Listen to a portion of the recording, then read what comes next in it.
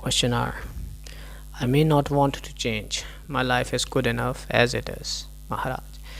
You say so because you have not seen how painful is the life you live. You are like a child sleeping with a lollipop in its mouth. You may feel happy for a moment by being totally self centered, but it is enough to have a good look at human faces to perceive the universality of suffering.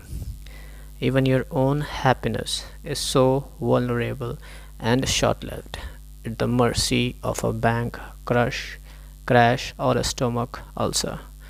It is just a moment of respite, a mere gap between two sorrows. Real happiness is not vulnerable because it doesn't depend on circumstances. Questioner. Are you talking from your own experience? Are you too unhappy? Maharaj. I have no personal problems, but the world is full of living beings whose lives are squeezed between fear and craving. They are like the cattle driven to the slaughterhouse, jumping and frisking, carefree and happy, yet dead and skinned within an hour. You say you are happy. Are you really happy, or are you merely trying to convince yourself? Look at yourself fearlessly, and you will at once realize that your happiness depends on condition and circumstances. Hence, it is momentary, not real. Real happiness flows from within. Questioner. Of what use is your happiness to me? It doesn't make me happy. Maharaj. You can have the whole of it and more for the mere asking, but you do not ask. You don't seem to want. Questioner. Why do you say so? I do want to be happy. Maharaj. You are quite satisfied with pleasures.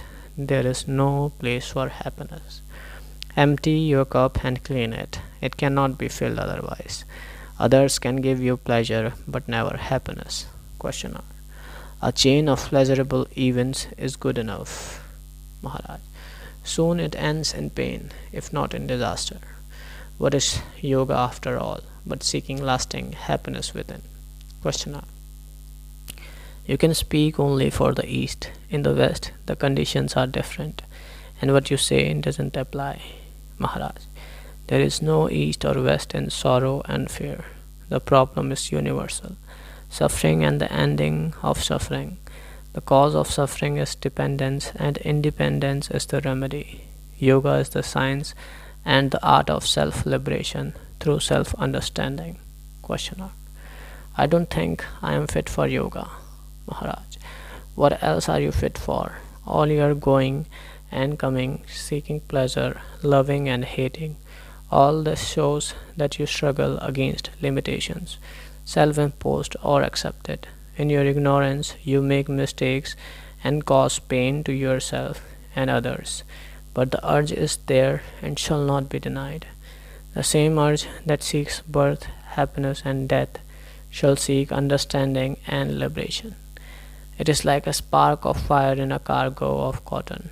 You may not know about it, but sooner or later the ship will burst into flames.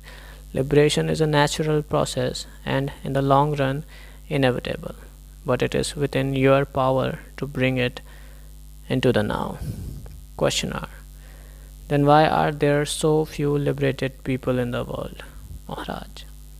In the forest, only some of the trees are in full bloom at a given moment, yet everyone will have its turn. Sooner or later, your physical and mental resources will come to an end. What will you do then? Despair? All right, despair. You will get tired of despairing and begin to question. At that moment, you will be fit for conscious yoga. Questioner.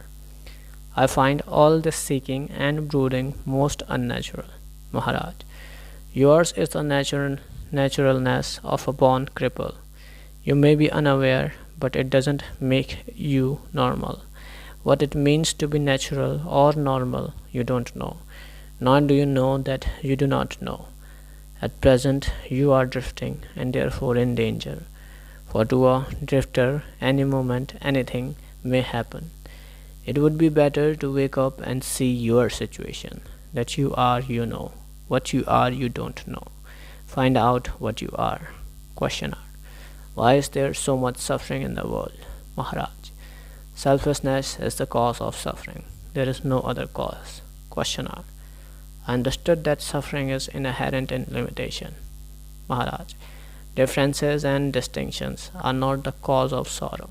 Unity in diversity is natural and good. It is only with separateness and self seeking that really suffering appears in the world.